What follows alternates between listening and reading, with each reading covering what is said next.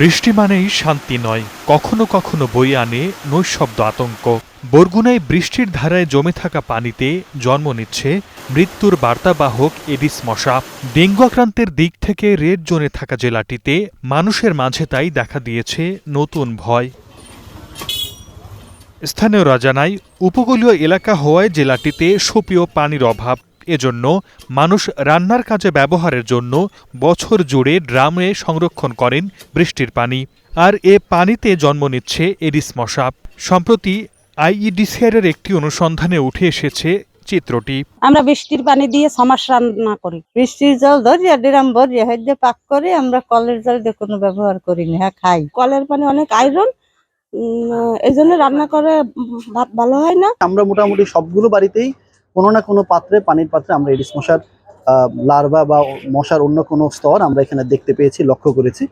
কিন্তু বিষয়টা হয়েছে যে এই লার্ভাগুলোকে এখানকার যারা সাধারণ মানুষ আছেন, জনগণ আছেন, তারা এটাকে পানির পোকা মনে করে সেটাকে খুব একটা গুরুত্ব দিচ্ছেন না, এবং এই পানিটাই কিন্তু তারা দিনের পর দিন এখানে মজুত করে রাখছেন, এবং এই পাত্রগুলোকে রেগুলার ভিত্তিতে 3-4-5 দিন পর পর কিন্তু তারা পরিষ্কার করছেন না, যার ফলে এই এডিস মশাটা এখানে বংশ বিস্তার করছে, এবং এটা একটা অন্যতম প্রধান কারণ বলে আমরা এখন মনে করছি। চলতি বছর এখন পর্যন্ত জেলাটিতে ডেঙ্গুতে প্রাণ গেছে 36 জনের। আক্রান্তর সংখ্যা পৌঁছেছে 4800-তে। এর মধ্যে বরগুনা সদর হাসপাতালে ডেঙ্গু আক্রান্ত হয়ে ভর্তি হয়েছেন 4000 রোগী।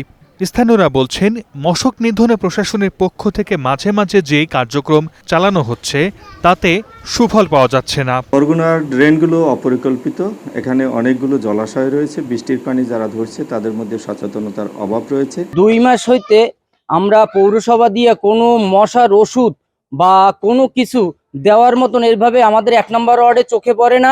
পৌর কর্তৃপক্ষ বলছে, মশক নিধনের পাশাপাশি সঠিক প্রক্রিয়ায় বৃষ্টির পানি সংরক্ষণের বিষয়ে স্থানীয়দের সচেতন করা হচ্ছে। আইডিসিআর এর যে গবেষণা দল তারা এসে যখন প্রত্যেকটা ওয়ার্ডে বাড়িতে বাড়িতে যে প্রায় 67% লার্ভা মানুষের বালতিতে এবং ড্রামে পেয়েছে, তার পরবর্তীতে আমরা এখন আমাদের পৌরসভার যে কর্মীরা যারা আছে এবং বেসরকারি বিভিন্ন সংগঠন, স্বেচ্ছাসেবী সংগঠন এবং বিভিন্ন এনজিও তারা কাজ করছে, তাদের প্রতিনিধিরা বাড়িতে বাড়িতে যে মানুষদেরকে এই বিষয়ে সচেতন করছে।